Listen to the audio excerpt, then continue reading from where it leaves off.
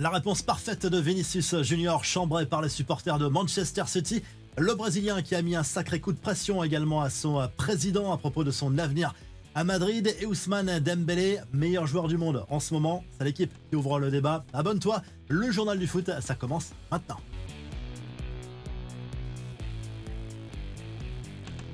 Encore un scénario renversant pour le Real Madrid en Ligue des Champions. Les merengues vainqueurs mardi soir sur la pelouse de Manchester City. 3-2 avec notamment un but chanceux signé à Kylian Mbappé en barrage aller de la Ligue des Champions qualificatif pour les huitièmes de finale. C'est Haaland qui a marqué les 2 buts côté Manchester City et Diaz et Bellingham qui ont crucifié les Citizens.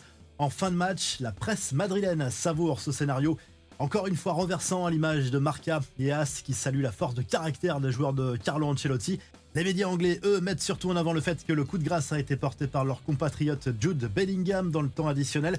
Le baiser de la mort, titre par exemple le Daily Telegraph. Après le match, Thierry Henry a tranché sans hésitation dans le débat sur le meilleur attaquant entre Kylian Mbappé et Erling Haaland sur le plateau de CBS. Mbappé tous les jours parce qu'il fait ou offre différentes options à lâcher l'ancien international français.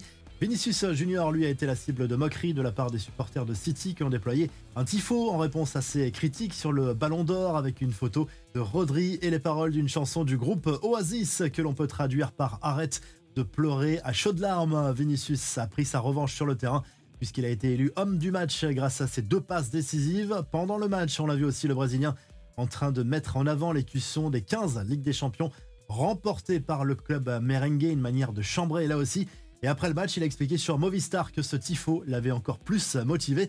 Il a aussi parlé de son avenir, et ça fait beaucoup parler en Espagne. En gros, il a expliqué qu'il espérait parler rapidement à Florentino Pérez, le boss du Real, sur son futur à Madrid, et qu'il voulait vraiment rester le plus longtemps possible. Mais la presse espagnole, qui avait évoqué il y a quelques jours un certain agacement du vestiaire merengue contre le Brésilien, y voit surtout un coup de pression. De l'autre côté, on a vu un Pep Guardiola complètement déprimé.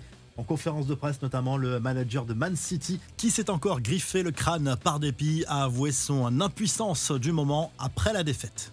Du côté du PSG, le boss du moment, c'est bien Ousmane Dembélé. L'attaquant parisien s'est encore offert un doublé en Ligue des Champions face à Brest. C'est quasiment plié pour la qualification pour les huitièmes de finale. Avant même le match retour la semaine prochaine au Parc des Princes. L'équipe se demande d'ailleurs si l'ancien Barcelonais n'est pas tout simplement le meilleur joueur du monde en ce moment. Au niveau des stats depuis le début de l'année, c'est clairement impressionnant. Lui-même reconnaît être plus lucide devant le but désormais. Luis Enrique lui a livré le petit secret de la réussite actuelle du PSG. Pour lui, c'est clair, le déclic a eu lieu lors du match contre City. Il y a 3 semaines, ça a vraiment changé la mentalité de tout le groupe selon le coach espagnol.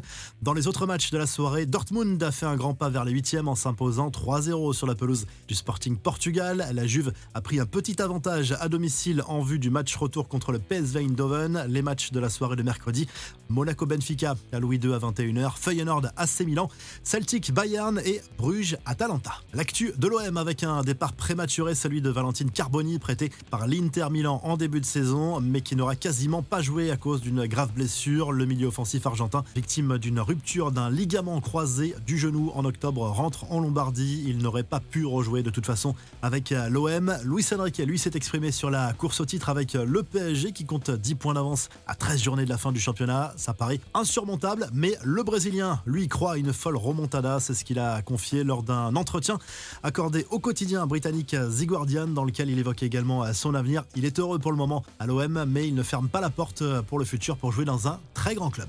Les autres infos à retenir dans ce journal du foot, encore un problème de droit télé pour le foot français. DAZN menace de ne pas payer la prochaine échéance pour la diffusion de la Ligue 1 à cause du piratage. Ça peut représenter une énorme menace sur certains clubs. La LFP organise du coup ce mercredi un conseil d'administration exceptionnel. Il y a urgence pour éviter un nouveau fiasco. On se quitte comme à chaque fois en vidéo et à très vite pour un nouveau journal du foot.